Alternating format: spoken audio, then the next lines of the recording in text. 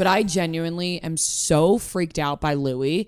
I think he's a bad guy. I think he's manipulative. I feel bad for Teresa right now because we don't know her relationship. She could be very happy in this marriage. Obviously, I don't want to take that away from anybody if they're very happy in a marriage. But at the same time, I'm worried about him. Like, I just get a bad feeling when I see him on camera.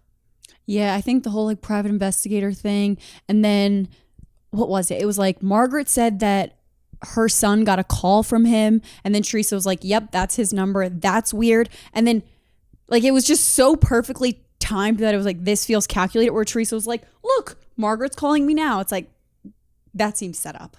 Yeah. And because she was trying to make a point that you could fake a call. It's like, so in that exact moment. Right. Is very weird. And he just has this look on his face. And then it came out the other day that his ex-fiance filed a restraining order against him because she's a therapist and she had a client coming in, and every time the client came in, they would ask about Louie. And so she felt like she was being set up, and like that he sent somebody basically to spy on her. And like, so I think she filed a restraining order. That's really scary. Right. And but then you have the other side, right? Then you have Louie being like, no, my fiance is stalking me. Like, yeah, like picture that's how he talks. But I'm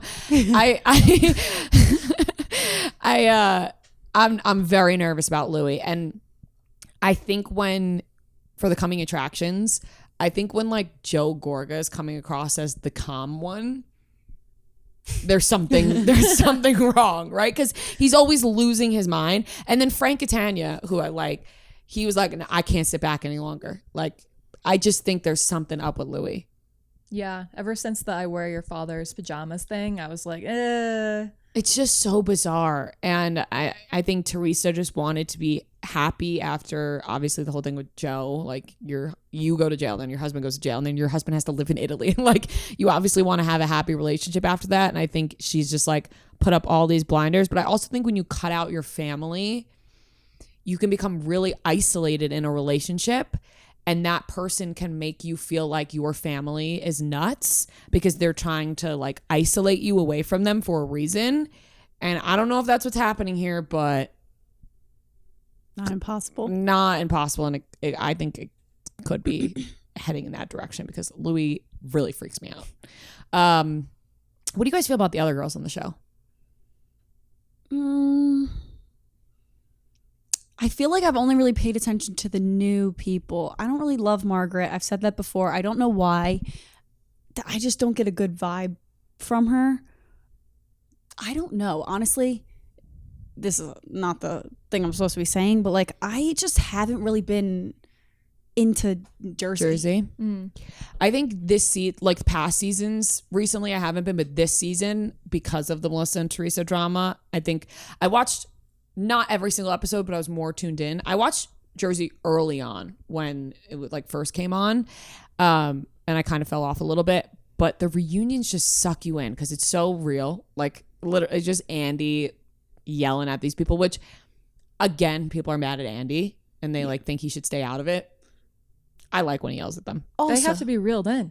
Yeah. You know? Yeah. Also, thinking about it, you have to put on a ball gown, fake eyelashes, hair to get like passionate for like 10 hours. That's exhausting. Yeah. I would be so annoyed. Like, my anger levels could probably reach a 10 because I'm like, my hair's pulling out my head. Yeah. These eyelashes feel heavy. My eyes are closing and this fucking dress is too tight. Right. Like, that would piss me. I don't know. Like, exactly. It's a lot easier to yell at someone, like, feel comfortable and, you know, right. In like a t-shirt right now. Like, I'm feeling pretty chill right now. Yeah. But if you're like all tensed up and you're not in your most comfortable state and it's so long, like you said, 10 hours all day, they're filming nonstop, like, you're going to snap at one point. And I almost think that's why they do it. It's kind of like when people go on reality TV and they take their phones away and they got no TV, no music, nothing to the outside world.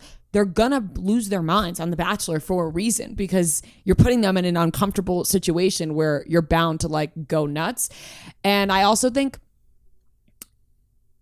we've never been at a reunion, but I feel like you just lose sight of the camera. Like, when you're sitting there for so long. I mean, you guys do it every day. They're where definitely you talk. far away too at those reunions. Like, in a studio, they're very far away, and like the mics are probably either up top or like attached, so they probably just forget they're even there. Yeah, I think that I just can't wait for part 3 for Real Housewives of New Jersey. And I felt the same way with Vanderpump, because I think what I wish they did for both shows, because Summer House I think was only 2 parts. We watched that one on Monday, but what I wish they did for Jersey and Vanderpump was an hour and a half one week, an hour and a half the second week.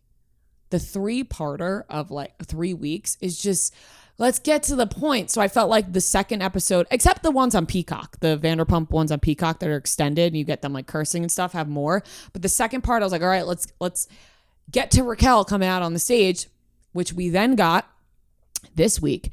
And everyone was waiting for the big reveal. What's the big reveal? There were so many rumors. Is Raquel pregnant? Which I thought was ridiculous. I think we would know that.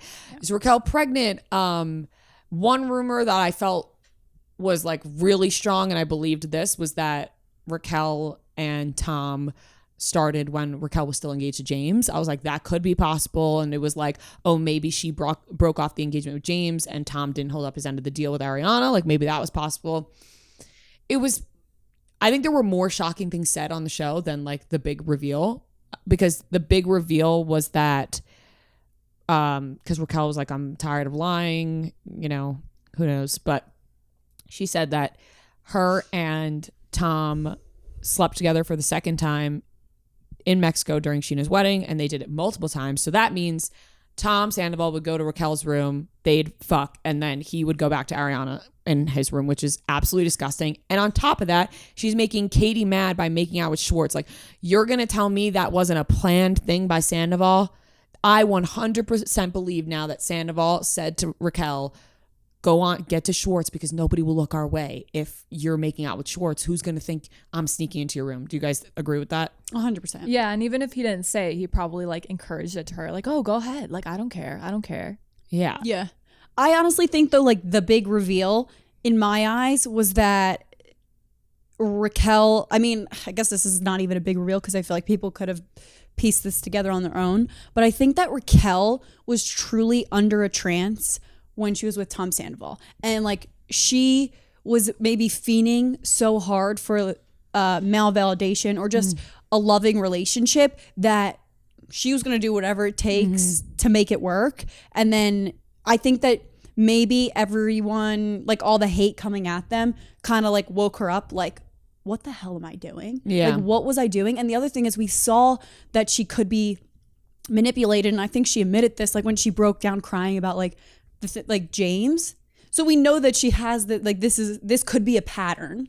Yeah, I agree. And I think like when she said, I think that 100% she's being manipulated by Tom, because she was like, he's going to kill me. Like one thing we agreed on was keeping this story straight. And then she like laughed a little bit and she was like, oh, he's going to kill me. And like, when you say that, it's like, you're basically telling everybody all these behavior patterns for somebody who's like a abusive, manipulative partner. Like, oh no, he's going to kill, like that. You don't want to hear that. And obviously it doesn't excuse Raquel's behavior, but it's in some ways, like, I think it's hard to say like feel bad for her, right? Because she did something so wrong, but like she, like you said, when somebody's looking for like male validation and like, or just love in general, like it seems like that's what she was looking for. She was manipulated by Tom, and that does not excuse her behavior, but I think that is like kind of what we're seeing here.